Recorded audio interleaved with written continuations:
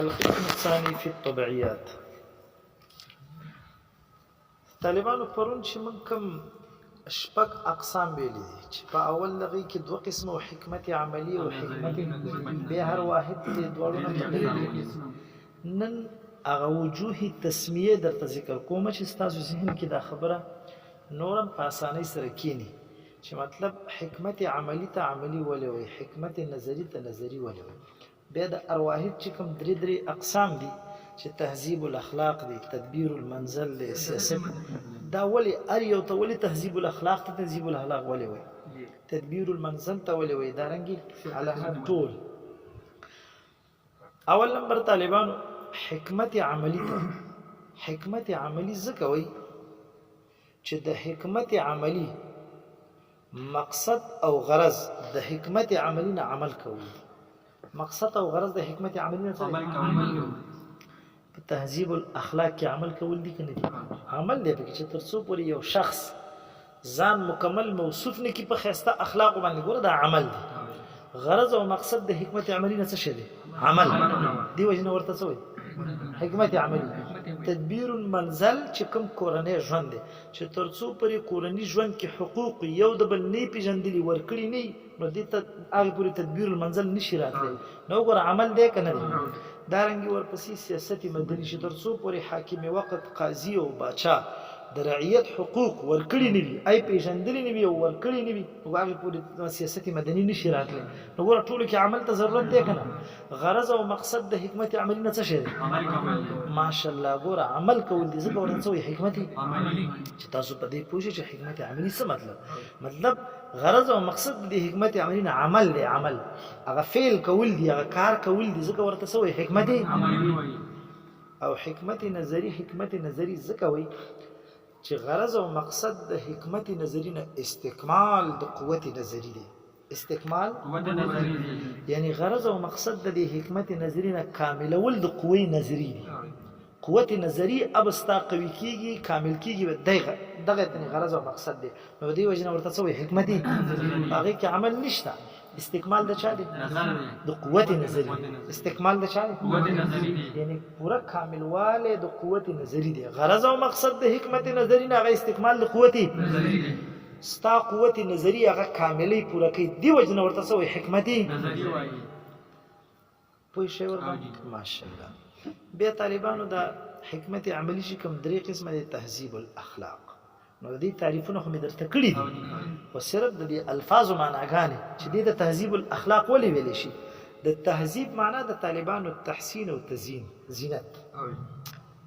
د تهذیب معنا څه ده؟ اوس وخت تاسو الفاظ ګورئ، غربیان وایي چې موږ مهذب قوم یو، موږ مهذب قوم یو، او زمونږ د مسلمانانو ته هغوی داسې ګوري چې دا ډېر شاته پاتې خلک دي، غیر مهذب. د هغوی په اصطلاح باندې موږ ته څه وایي؟ غیر مهذب. تاسو پوهېږئ نه په خبره باندې؟ هغوی همداسې وایي چې یاره مطلب د دوی اخلاقي لیول کمزوري دا خو هسې غول خوري. هغه موږ دا وایو چې هغوی زناور دي. زموږ په اصطلاح بیا هغوی څه دي؟ زناور دي، حیوانات دي. خو هسې مې درته د لفظ پورې وویله چې تهذیب معنا تحسین او تزیین، ښایست. اخلاق څه ته وایي طالبانو؟ اخلاق طالبانو دا یوه ملکه ده، ملکه نفسانیه، کیفیت نفسانی دی په انسان کې. هي ملکه نفسانیه، هي ملکه کیفیه. دا یو ملکه ده، یو کیفیت دی. تصدر عنها الافعال بسهوله وتشتاق النفس الى الافعال الحسنه في وقت من الاوقات وتفعلها من غیر تعب. دا مکمل د اخلاق تعریف دی. اخلاق شاته ویل شي دا یو ملکه نفسانیه ده، یعنی په انسان کې څه ده؟ یو ملکه پکې پرته ده، یو کیفیت پکې پروت ده. هي کیفیت نفسانیه، هي ملکه نفسانیه. دا یو انساني ملکه ده، اخلاق په انسان کې پروت دي. طالبانو دا اصطلاحګانې ځکه د تشریح کومه چې شاته بیا راځي نو تاسو ته پته وي. که زه دا تشریح نه کوم او شاته همداسې تېرېږي تهذیب الاخلاق د حقیقت نه نه خبر، نو بیا هم همداسې وړاندې سترګې پاتې شي. په دې خاطر باندې زده کول پکار دي. دا یو ملکه ده اخلاق چې په انسان کې دننه پرته ده. تصدر عنها الافعال بسهوله، چې په چا کې اخلاق وي نو هغه نه به افعال صادریږي په اسانۍ سره. هغې نه به کارونه او اقوال به د هغه نه صادریږي په اسانۍ سره. وتشتاق النفس الى الافعال الحسنه چې په چا کې اخلاق پراته دي د د بدن نفس اشتیاق کوي شوقمن بوي الى الافعال الحسنه چاته چا کې اخلاق مطلب د نفس په میلان کوي اشتیاق بکوي ذوق بلري شوق بلري کوم کارونه ته خسته افعال ته د نفس په خپل شوق لري او في وقت من الاوقات په یو وخت د اوقاتونه څه مطلب یعنی په في كل وقت من الاوقات في كل وقت په هر یو وخت د اوقاتونه هر وخت کې به د نفس چې اشتیاق لري چاله خسته افعال حسنات به د نفس اشتیاق لري وتفعلها من غير تعب وتفعلها من غير تعب او دا به د خسته افعال کوي خسته کارونه به کوي خو من غیر تعب بغیر د مشقت بغیر د چا مشقت طالبه که یو غیر مهذب انسان تر ونیسي غیر مهذب او هغه باندې ته د اخلاق دایره راتنګ کې نو دا به د اخلاق افعال او اقوال به منیره کوي خو مشقت سره به کوي غیر مشقت خیر مشته الحمدلله اوس طالب تاسو ته مثال لګم طالب په مدرسه کې پروت دی پنځګانه منځ ادا کول د دې خسته اخلاق کول طالبانو سره ملاویدل ناس ته پاسته کول معاشري ژوند تیرول دا د عادت جوړ شوی کنه په دې کې د څه مشقت شته لکه مثلا علما را واخله حکما را واخله هغه چې مطلب د خسته افعال د دوی له صدرې کې څه مشقت شته اوس د دې په خلاف یو فاسق او فاجر رونیسه او دا اخلاق په دې باندې تحمیل کا حمل کا ور باندې مشقت پکې شته کنه ولی هغه کې اخلاق نشته اجه امدا کارونه کوي نو ډیر زیات مشقت کې بيځه تاسو په شو باندې اخیری جمله څنګه ومنه وتفعلها من غیر تعب کیف دا خسته افعال بکې خو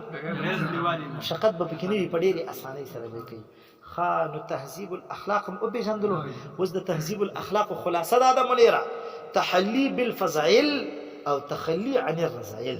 ده خلاصه د تهذيب الاخلاق تحلي بالفضائل ځان خسته کول په فضایل سره او تخلي عن الرذائل ځان خالی کول د چا طالبانو زمونږ د تصوف هغه کنه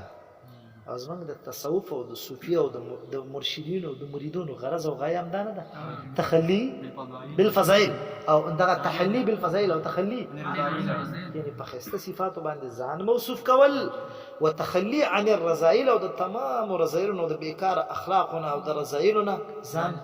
خالی کول دا ګوره خلاصه او مغز دی پوښت دی د تصوف دی لویل شي تهذیب الاخلاق په جنده تهذیب الاخلاق ماشاءالله مهذب قوم او غیر مهذب قوم د دې تشریح تاسو ته یاد شول چې مهذب قوم هغه دی چې د هغه تحلی بالفضائل وي او تخلی عن الرذائل هغه مکمل په اخلاق او سنبال خلق دي ته ویل شي مهذب دیم لفظ په حکمت عملی کې څو تدبیر المنزل طالبه تدبیر معنا څه ده د تدبیر یعنی تنظیم او منظم کول د چا منظم کول اوس موږ دلته مثلا څه خلک داسې خو منظم او درو دي ته ویل شي تدبیر د یو کار منظم کول د یو کار منظم کول ته وی تدبیر او منزل معنا کور منزل معنا نو په خپل د الفاظونو به تاسو پته ولګي څه معنا یعنی د کورنۍ کارونه منظم کول کورنۍ کارونه موږ د تدبیر منظم هم دا معنا کړی وکنه وکړي چې مطلب وای شابه تعریف کو د تدبیر المنزل دا غیر دی چې دې په ذریعہ باندې ګوره د یو جماعت د مصالح او علم حاصلېږي هغه جماعت چې په کورنۍ نو تدبیر المنزل دا معنا یعنی کورنۍ کارونه منظم کول د ارچا حقوق پکې ادا شي لکه د والدینو حقوق د ورونو خپل مابین کې حقوق او همدارنګه د خويندو خپل مابین کې حقوق د وراره او د تر حقوق ګوره دا حقوق دي ته ویل شي تدبیر المنزل ماشاءالله دریم نمبر سیاست مدني طالبان سیاست چاته وي سیاست مدني چونکه دا زموږ د علم حکمت یو حصہ ده سیاست طالبانو د رعایت پالنه او ساتنه کول سیاست چاته وي د رعایت پالنه رعایت طالبانو چې بادشاہ په چا حاکمیت کوي لاندې د رعایت ته د بادشاہ د لاندې چې کوم ماته خلق دي د څه وي د رعایت وي د دې رعایت ساتنه او پالنه کول دي ته څه وي سیاست او راځي دي ته څه وي سیاست تاسو ګورئ تاسو کو مثلا د دې خلکو په میډیا باندې یا د خبرونه اورئ نو خلک وایي چې یاره د دې پلاني حاکم سیاست کمزوری دی سیاست السلام ورحمت الله ستړي مشئ الله ماشاءالله دم تم راوستو تاسو خو داسې بیخي مو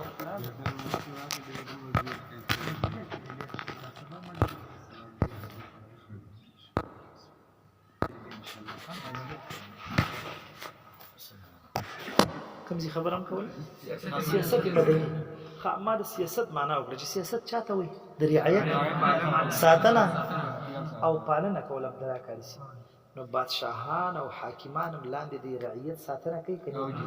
ماشاءالله ما تاسو ته خبره وکړه چې خلک وایي د دې حاکم سیاست ډېر اعلی سیاست دی هغې وجه دا ده چې لاندې د رعایت حقوق ادا کړي د رعایت او چې کله حاکم بدنام شي لاندې هغه د رعایت حقوق نو خلک بیا وایي چې د سیاست او پالیسي کمزورې ده سیاست او پالیسي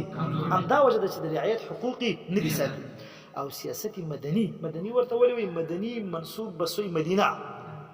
یا نسبتیه د مدني کې اخره کې منسوب بسوی مدینه چاته وایي خاریه مدینه چاته وایي سمانه یعنی ساتنه د رعایت د هغه رعایت چې کوم په خاریه کې او په ملک کې ژوند تېروي دا مطلب سیاست مدني مطلب دا شو چې بادشاه کوم علم حاصلوي د حقوقو د رعایت د خپل قوم چې کوم رعیت دی د دې علم حاصل کړي همدې ته ویلی شي سیاست مدني خو سیاست مدني اطلاق به ګوره په هر حاکم نه کېږي طالبانو په هغه چا باندې به کېږي چې هغه د لاندې د رعیت او د قوم پوره د حقوقو لحاظ وساتي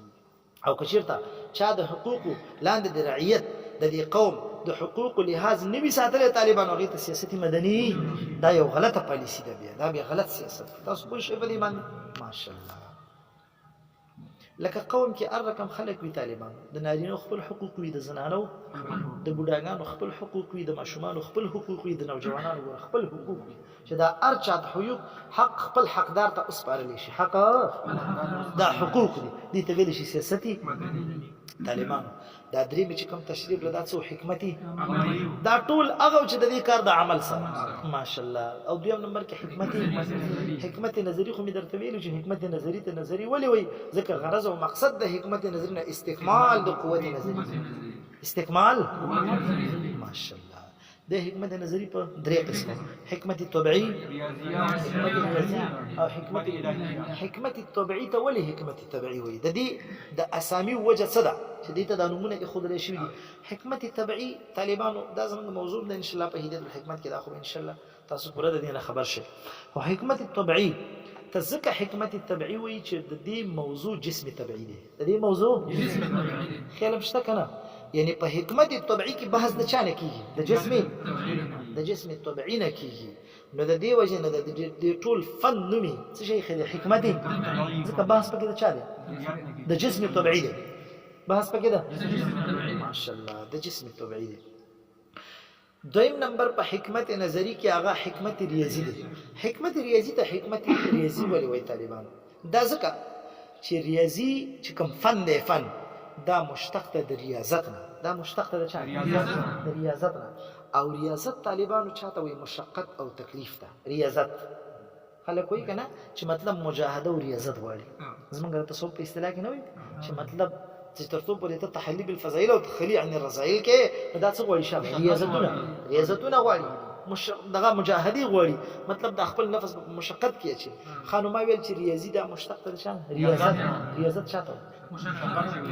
د علم ته ځکه علمي ریاضي وایي چې د حصول په مشقت او تکلیف سره کېږي د حصول ماشاءالله او دریم نمبر په دې کې طالبانو حکمتي علمي ریاضي چې کوم دی که نه علمي ریاضي نه په دې کتاب کې بحث نه کېږي تاسو یې دې نه هم کېږي خو چونکې دا د حکمت حصه ده دا د حکمت علمي ریاضي بیا په خپل کور کې طالبانو اقسام لري علمي ریاضي علم الحساب علم الهيئات علم الهندسه او علم الموسیقي د ډمانو چې کوم دغه دا د ریاضي لاندې داخلي دي دا علم ریاضي څو اقسام لري څلور اقسام لري کوم شابه علم الحساب چې کوم د اعداد دی د اعداد حساب او ورپسې علم الهيئات چې کوم د افلاک نه بحث کوي علم الهيئات چې کوم د افلاک او د اجرام نه بحث کوي لکه جرم د نور چې کوم ماشاءالله کا کوړي د سپوږمۍ چې کوم جرم دی د افلاک چې کوم دی هغه څه دی علم ماشاءالله دا علم الهيئات او بل علم الهندسه چې کوم د مقدار نه بحث کوي انجنیري نه علم الهندسه او بل څه شی د علم ماشاءالله موسیقي په پیژنې تاسو دا څلور انواع د چا لاندې دي علم ریاضي لاندې دي خو دلته په دې کتاب کې ګورم د موسیقي نه بحث نه کوم خو دا یو حصه راځي او پیژنې چې دا د حکمت د مالو ته خصمو استادو په اصطلاح کې داسې په سپک نظر ګورو باقاعده د نورو په قانونو کې دي ته څه ویل کېږي فنکار او هنر ورته څه ورته وایي باقاعده په دې یونیورسيټو کې او په پنترونو کې دوی ته حصي ورکړي په یې نه خبره وایي دنه باقاعده مطلب خلک ته فارغيږي چې مطلب د موسیقي یو څنګه د باقاعده دا د حکمت یو حصہ ده چې د علم ریاضي لاندې د څلور بخښونه دي چې یو د غینه علم حساب دی زمونږ خلک اکثره صرف علم الحساب پیژني په یوه خبره علم ریاضي لاندې سره څه پیژني علم حساب پیژني چې کوم د اعداد سره تعلق دی خو علم هيئت او علم هندسه او علم موسیقي دا د دې لاندې ده ښه علم ریاضي او بل شي د حکمت ماشاءالله طالبانو حکمت الهی تولي حکمت الهی وي ځکه طالبانو چې په دې کې بحث کیږي د ذات د باری تعالی په دې کې بحث کیږي د خالق لا یزال د اله بحث پکې کیږي ځکه ورته سوې حکمت اسامي امید د جپوي شوی به ورغله ما ویل چې تهذیب الاخلاق ته ولي تهذیب الاخلاق وجه می بیا ورپسې تدبیر المنزل ته ولي وي وجه می درته سیاست مدني ته ولي وي وجه می درته ویاله بیا حکمت نظری چې کوم اقسام دي حکمت طبيعي ته ولي وي وجه می درته ویاله او حکمت ریاضي ته ولي ریاضي ام درته ویاله او حکمت الهی ته ماشاءالله دا چې کوم حکمت نظری دي طالبانو حکمت طبيعي او حکمت ریاضي او حکمت د دې یو درې نمونه نورم دي مطلب کله کله تاسو د فلسفي کتابونو کې ګورئ شغلونه تاسو زده چې تاسو ته پته لګیږي دغه حکمت طبيعي چې کوم دی مونیره دي ته علم الادنام وي علم الادنام ادنا علم الادنام کوم چې حکمت الهي دی حکمت الهي مو پیژنئ چې موضوع څه شي ده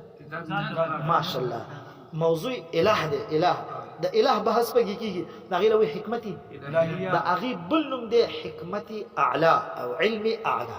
حکمت اعلى حکمت اعلى او علمي او چې کوم حکمت ریاضي د طالبانو دي ته حکمت متوسطه وي او علم متوسطه مرتبه دی نمونه دي بیا دا چې کوم حکمت طبيعي دي ته ولي علم الادنى وي څه معنی یعنی د ادنا مرتبه علم او چې کوم حکمت ریاضي دي ته ولي متوسط علم وي او حکمت الهي چې کوم دي هغه ته ولي ماشاءالله علم اعلى ورته ولي وي او حکمت اعلى ورته ولي وي چې کوم حکمت الهي دي مصطفات متوجي خاصي متوجي ښه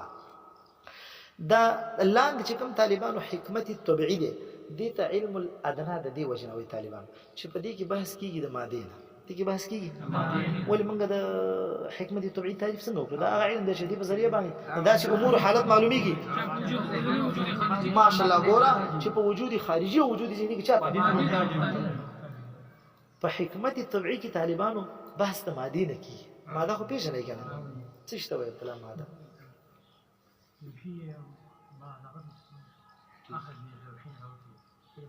او مثلا مثال به ونی څه شي اسانه زرته مثال لرم اسانه طالبان لکه دا جسم طبيعي به ان شاء الله بیا خو د دې بحث ډیر پلاو کلاو بحث دی خو اسانه ده مثلا منګه چې دا موبایل دی دا جوړ شوی دی دا یو ماده لري دا څه شي طالبان دي چې کوم اسباب استعمال شوی دي ګوره دا پلشتک دی ماده پلشتک دی دا رنګ مطلب لاندې چې کوم اوس په دنه استعمال شوی د ماده اوس په نه ده په یوه خبره باندې دا غړې ده مثلا دا اوس غړې ده په الحال څه شي ده دې ماده دا شنګړې ده چې مطلب دا اوسپنه ده دا پلشتک دی دا څه شي دی دا د دې ماده تاسو پوهیږئ چپله مثلا جوړه شوې ده د څرمنې چپله ده اوس خو چپله ده خو ماده تاسو پوه شئ باندې د هر څیز یو ماده چې هغې نه دا جوړ شوي وي لکه مثلا موږ په علم الصرف کې وایو چې ضربه یو د صیغې شکل دی ولې ماده ده نو د صیغې شکل دا دی چې دا حروف مرتب کړي او ماده دا ده چې ضاد را باطنه ګوره دې نه جوړه کوم څه چې د څه نه جوړ یا څه ده ماشاءالله تاسو په شی په مادي بحث به ورسره ان شاء الله ډیر راځي حیولا او جزء لا تجزا دا ټول نام دی بحث دی دا به ان شاء الله او تاسو صرف چې مطلب ماده ذکر کیږي چې ذهن دې طرف ته وي چې دغه ماده چې دا کوم څه د چانه جوړ دی دغه ماده ده ما ویل په حکمت طبيعي کې څه شي ماشاءالله بحث د ماده نه کیږي نو هغه شی طالبانو چې په نظر باندې ښکاری د دینه بحث کول دا اسهل وي او که هغه څه چې په نظر باندې نه ښکاري د هغې نه بحث کول اسهل وي. کوم یو اسهل خیال هم شته؟ اوس دا موبایل زما په وړاندې باندې پروت دی او موږ داسې وایو چې دا داسې یو شی دی چې په دې باندې خبرې هم کېږي او دې کې دا ډېر شیان پکې دي نور تا ته ښکاري. نو ګوره ذهن یې ډېر زر اخذ کوي ذهني، خو چې کوم شی ښکاري نه د محسوساتو نه نه دی او ته وایې چې یاره دا داسې یو څیز دی او تر اوسه پورې دې لیدلی هم نه دی، نو هغې نه بحث کول ټیک ده چې ذهن خو د هغې نه اخذ کوي، خو اسهل نه دی، اصعب دی، سخت دی،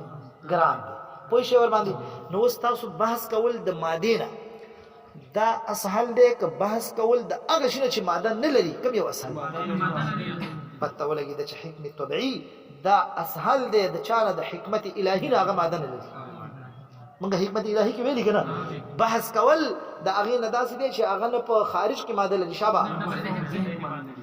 کاري صاحب پوه شوی نو ګوره د دې وجې نه دې ته علم الادنا وایي. بیا ترقي طالبان ترقي د اعلی نه ادنا ته کېږي که ترقي د ادنا نه اعلی ته؟ ماشاءالله. نو د دې وجې نه د حکمت طبعي نه بره چې بیا ترقي کې بحث د هغه چا نه کوي چې ماده نه لري، هغې ته حکمت اعلی، هغې ته حکمت ماشاءالله. تاسو پوه شئ ورباندې؟ دې وجې نه حکمت طبعي ته څه وایي؟ علم چې دې نه بحث کول دي د مادې نه، او مادې نه بحث کول اسهل دی، دا ځکه ادنا دی. او چې کوم مطلب حکمت الهي دی هغه دی چې هغې کې بحث کول د مادې نه نه دي، د غیر مادې نه دي، هغه صعب دی، ګران دی. نو ګوره ترقي د ادنا نه به اعلی ته کېږي، هغې له وایي علم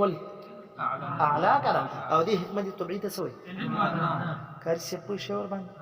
او دا بل چې کوم شانګړی منځ کې پاتې شو علمي ریاضي چې ما ویل چې دې له څه وایي علمي، ولې ورته متوسط وایي؟ دا د دې وجې نه چې دا من وجهین په دې کې بحث دی د مادې نه او من وجهین په دې کې بحث دی د غیر. ولې موږ ویل نو که چې په وجود کې نه دی، په وجود خارجي کې مادې ته محتاج دی او په وجود ذهني کې مادې ته محتاج نه دی. ماشاءالله کریم دا خو تصیب ضروري خبرې دي، تا نه سر لاړ شي نو بیا بیا به ریکارډ اوري که نه؟ او صحیح ده چې مطلب هغه مخکینۍ خبرې تا نه ضروري لاړې نه شي. تاسو ما ویل چې حکمت نظري 3 علوم دي، حکمت طبعي، حکمت ریاضي او حکمت، او دا نور نمونه چې دي ولې دي وجه مې درته ویلي چې حکمت طبعي ته څه وایي؟ علم الادنا. او ریاضي ته متوسط وجه هم پیژنه. دا دې کې من وجهین ماده شته او من وجهین پکې ځکه ورته متوسط وایي. او بره چې کوم حکمت الهي دی هغې ته وایي علم الاعلی. ورته ولې وایي عبدالله کاري صاحب؟ په دې کې بحث د مادې نه دی. ماشاءالله دا بحث طالبانو خلاص شو. راځئ اوس کتاب ته. القسم الثاني في الطبعيات. د کتاب ترتیب به درته ویم طالبانو. علامه اسیر الدین الابهري صاحب رحمه الله د خپل کتاب ترتیب 3 اقسام باندې کړی. چا باندې کړی؟ منیره 3 اقسام باندې ټول کتاب مرتب دی. قسم اول في المنطق، قسم اول في المنطق، قسم ثاني طبعيات د سیمه حکمت طبيعي چې بحث د شانه کوي ماده نه درته نو ویل دا حکمت طبيعي مې درته ویل نظری دی که عملی دی؟ ماشاءالله ګوره قسم د نظری دی دا همدغه نو قسم ثاني په چا کې دی؟ په طبعيات. طبعيات جمع ده طبيعي، حکمت طبيعيه ده. قسم ثاني په حکمت طبيعي کې دی. او قسم ثالث طالبانو شاته براشي حکمت الهي دی، الهیات. قسم ثالث په چا کې دی؟ الهیات کې دی. الهیات ورته حکمت الهی بحث د مادي نه غیر مادي نه ماشاءالله د غیر مادي نه بحث دی بکی. نو هغه نو کتاب د علامه اسیر الدین الابهري سے مرتب په څو اقسام دي؟ وایشه قسم اول، قسم ثاني ماشاءالله طبيعيات، او قسم ثالث ماشاءالله. دا د کتاب ترتیب دی. دلته منطق نشته. اې دې استلې د وجه بدر طبيعي وایم چې ولې هغه دلته رمګه شروع کوو د قسم اول لکه قسم ثاني نه. زمون کتاب ګوره شروع د قسم ثاني نه دی. کتاب ولې په دې ترتیب مرتب کړی دی؟ علامه اسیر الدین الابهري صاحب ولې اولنې قسم منطق راوړي به طبيعي راوړي؟ دا ولې؟ دا ځکه طالبانو علم منطق خو ماشاءالله تاسو داسې څټلې دی چې سم درته یاد دی. علم منطق مقصود بالذات ته د علوم اله ده ماشاءالله تاسو پوه شوي ور باندې هغه اله ده. حکمت طبيعيه او حکمت الهي اله ده که زی اله ده؟ زی اله ده یعنی څه معنا یعنی دا هغه علم دی طبيعي چې دې ته به بله اله راوړي دې ته به نو چې دا دې له کله ته اله راوړي نو دا زی اله ده حکمت طبيعي زی اله ده او حکمت الهي یعنی اله ورته پکار ده دې ته څه پکار ده او علم منطق په خپله اله ده که زی اله ده په خپله اله ده نو طالبانو اله مقدم وي په زی اله باندې اله مقدم وي ځکه علامه اسیر الدین الابهري صاحب علم منطق مقدم کړی دی په طبيعي او چا باندې ای اولنه چې هغه څه ده تاسو پوه شئ زمیندار چې کله پټې کوي طالبانو متوجي نو هغه اول دا علم د دې فصل دا به یادای ک اول د دې کرلو چې کومه اله پکار ده چې دا په واړې کم یو باول یې ده الله کنه ته اول دا چې واخ وړه کنه بیا دا غینه بعد د فصل غم کوه نو ګور هغه اله اول پکار ده چې مطلب څه ورته وي یو ورته وي او ژغ ورته وي او ټیکټر ورته وي دای آلات نو اول به چاوي اله اول به ته اله پیژنې بیا باغې نه رسو زی اله چې کوم شي د پاره دی اله استعمال کړی ده چونکه منطق څه دی اله ده او حکمت طبيعي او حکمت ماشاءالله ده زی اله ده او دا طبيعي خبره ده دا طبيعي خبره ده چې اله مقدم وي زی اله باندې به طالبانو طبيعي ولی مقدم کړی دی په چا باندې حکمت الهي باندې نو دا خبره مخکې تیر شوله چې طبيعي علم او حکمت الهي علم طریقې د اعلی نه ادنا ته نه کیږي طریقې د ادنا نه ماشاءالله ځکه حکمت طبيعي مقدم کړی دی په الهي باندې ماشاءالله طالبانو دا خبره یاد شو دا مې د کتاب هغه اجمالی دغه درته ویلو اوس خبره د دې کوه چې موږ خو د حکمت دو اقسام ویل حکمت عملی او حکمت نظری به طالبانو ټول څو اقسام جوړ شي حکمت عملی نه بالکل بحث نشته په هدایت الحکمت کې حکمت عملی نه بحث نشته د دې نه چې کوم درې اقسام دي تهذیب الاخلاق دي تدبیر المنزل دي شوا ماشاءالله د حکمت عملی د درې وړو اقسام په هدایت الحکمت کې بحث نشته او ورسره د حکمت نظری چې کوم درې اقسام دي دا غینه دو ذکر دي حکمت طبيعي حکمت الهي شابه حکمت ریاضی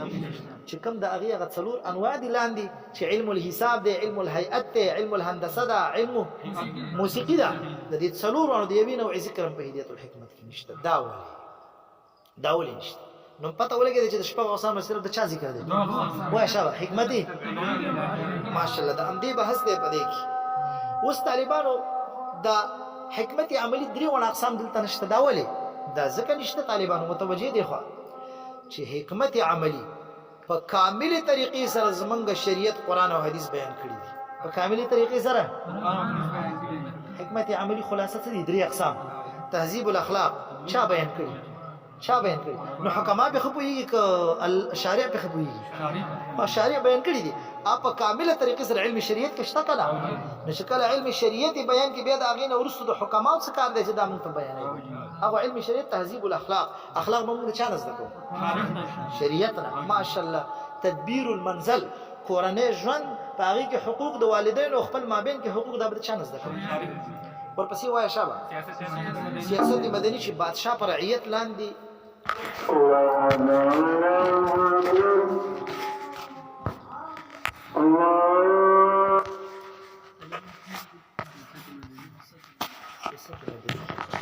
نه ما ویل چې حکمت عملی دلته نه ذکر کیږي حکمت عملی ځکه نه ذکر کیږي چې هغه کوم درې انواع دي هغه په کامله طریقې سره چا بیان کړي شریعت زموږ بیان کړی دي کومه په تهذیب الاخلاق کې ضرورت لرو زده کوو نو د شریعت نه زده کوو باقي د زموږ خپل حصہ ده په شریعت کې د دې کومه تدبیر المنظم د کورنۍ ژوند منګه هغه اصول زده کوو اخلاق زده کوو حقوق زده کوو د شانه به زده کوو شریعت نه زده کوو اچ څنګه زموږ شریعت په کامله طریقې سره بیان کړی دي زموږ نبی اسلام مبارک بیان کړی هغه دنیا عجز ده هغه که د حکماو د حکمت سری اسمان ته ورسیږي په هغه طریقې نشي بیانول څنګه موږ خپل شریع بیان کړی تاسو پوه شئ خبره او سیاست مدني یو بادشاہ چې لاندې پر رعیت او په قوم باندې حاکمیت کوي بادشاہي ور باندې کوي دا به د شان زده کوي د علم شریعت دا به د علم شریعت نه بس د کوي باقي الحمدلله د مالک احکام هم ذکر دي د بادشاہ هم ذکر دي د مملوک هم ذکر دي د رعیت هم ذکر دي د حاکم هم ذکر دي نو دا ذکر په دې کتاب کې نشته حکمت عملی چې دا موږ ته چا بیان کړی حکمت ماشاءالله ارچ طالبانو دي کې په حکمت نظری کې دریم قسم د چې کوم ته ویل شي حکمت ریاضی عدل تول نه دی ذکر هغه ذکر نه دی ذکر طالبانو حکمت ریاضی چې کوم څلور انواع لري د اغوی بنا په امور موهومه باندې د حکمت ریاضی چې کم څلور انواع دي دا وی بنا په شاده یعنی هغه ټول بنا شوی دي په امور موهومه معنی مطلب اسی اوهام راجمه کړی څه شی راجمه کړی او په دې کتاب کې د امور موهومونه بحث نه کیږي د امور متحققونه بحث کیږي چانه کیږي امور متحققه دا اغینه بحث کیږي د دې وجنه حکمت ریاضی نه ذکر چې امور موهومه دي امور اسی اوهام راجمه کړی وهمونه دي وهمونه نه جوړ علم د وهمونه نه جوړ علم دی او په هدایت الحکمت کې بحث نشانه کیږي د امور ماشاءالله نو د دې وجنه علم ریاضی چې کوم څلور انواع دي هغه متروک شوی په دقه خاطر چې هغه اموري موهومه دي اموري ماشاءالله تاسو په شی ورمنه دلته یو اعتراض او دغه جواب د سبات وایو صحیح ده بس ته او کنه که وسه کوم ان شاء الله بدی چې پوری بس ته